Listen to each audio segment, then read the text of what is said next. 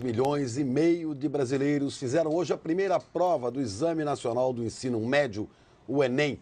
Segundo o Ministério da Educação, a abstenção foi de 27%. Pois é, mas os problemas nas provas deixaram muitos inscritos confusos. 2 horas antes e os locais de prova já estavam lotados. Chegar mais cedo teve sua vantagem. Estou estudando biologia. A proibição do lápis, da borracha e do relógio provocou reclamações. Você fica ansioso para saber se falta muito, falta pouco. Você olha o relógio, você quer saber a hora.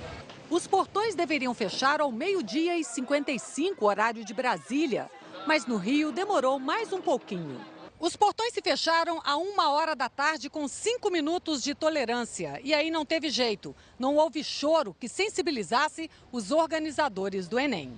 Em São Paulo, mais choro de quem ficou de fora. E foi só começar o exame para que aparecesse um problema nas provas.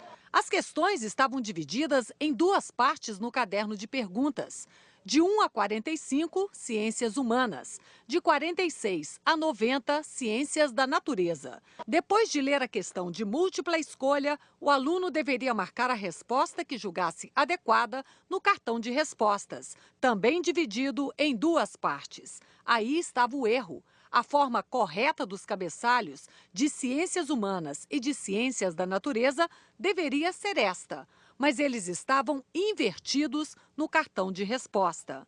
Já os campos para preenchimento das respostas estavam na ordem correta. Por exemplo, a questão 1 no caderno de perguntas correspondia à resposta 1 no caderno de respostas.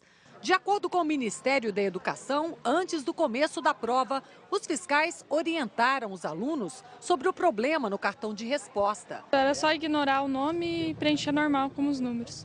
Mas mesmo assim, os alunos dizem que ficaram muito confusos.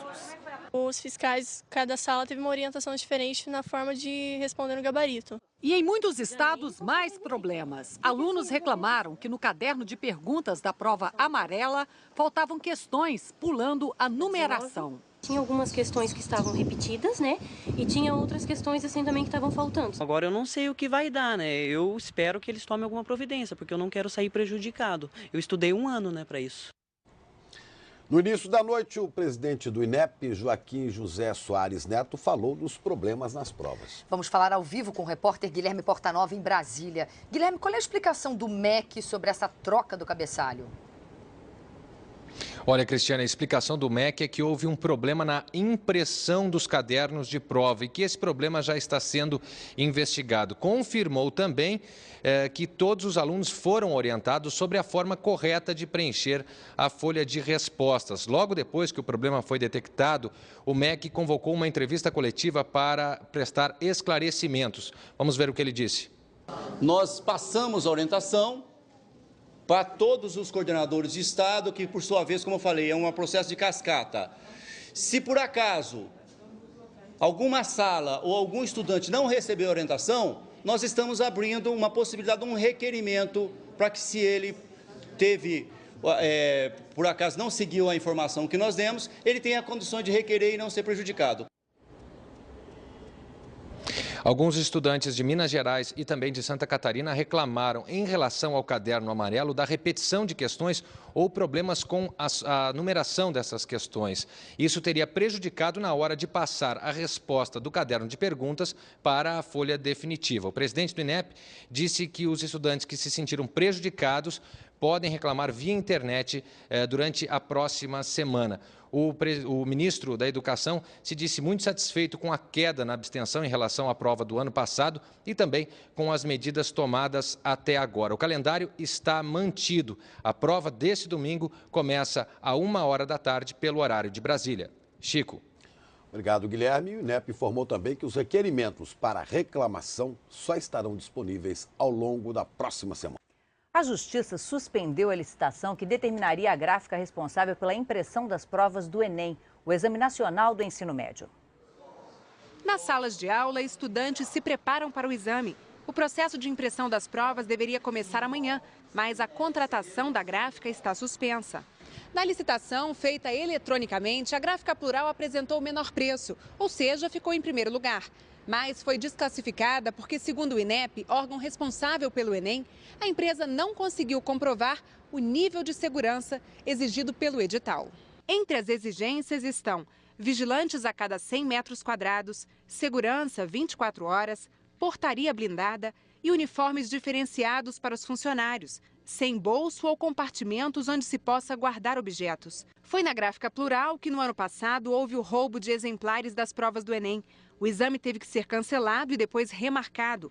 Desta vez, para se manter na concorrência, a empresa recorreu à Justiça, que suspendeu a licitação e deu prazo até sexta-feira para que o INEP apresente suas explicações.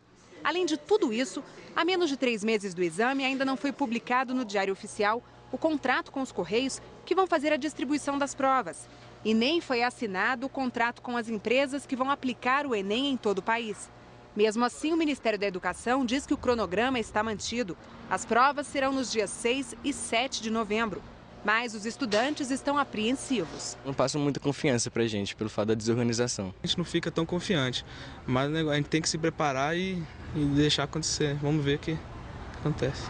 Este especialista em educação está preocupado com o futuro do exame, que só este ano tem 4.600.000 inscritos. Ele perde exatamente naquilo que é menor, que é a execução. São enganos reiterados que foram praticados. Então, para a população, inclusive adulta, é a perda de confiança. Dados sigilosos de 12 milhões de estudantes que se inscreveram no Exame Nacional de Ensino Médio nos últimos 3 anos ficaram desprotegidos ontem pelo menos 3 horas na internet. O problema ocorreu no sistema de informações do Enem na internet, por onde as faculdades que utilizam o exame no processo de seleção acessam dados dos candidatos com uma senha. O que aconteceu foi que durante algumas horas, qualquer pessoa que entrasse no endereço eletrônico usado pelas universidades tinha acesso aos dados do Enem sem nenhuma restrição. Informações sigilosas dos alunos que se inscreveram nos últimos 3 anos ficaram disponíveis. Dados de mais de 12 milhões de pessoas. Nome, carteira de identidade, CPF, data de nascimento, nome da mãe e a inscrição do candidato. E este foi apenas mais um problema. No ano passado, o Enem foi cancelado e depois remarcado por causa do vazamento das provas. Meses depois, houve divulgação errada dos gabaritos.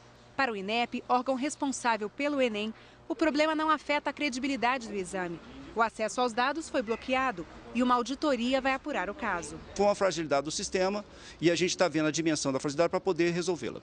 Mas este especialista em segurança da informação alerta que o acesso a dados pessoais é sempre um risco. Posso eventualmente fazer uma compra para gerar um boleto ou fazer uma ação que gere prejuízo para alguém e que esse alguém depois, na hora que for procurar, vai tentar responsabilizar a pessoa errada que não tem nada a ver com a história. Agora você entende por que a militância do Partido dos Trabalhadores e as ruas se dão sangue para eleger seus candidatos. Eles querem mamar nas tetas do Estado depois não estão nem para a qualidade do serviço público.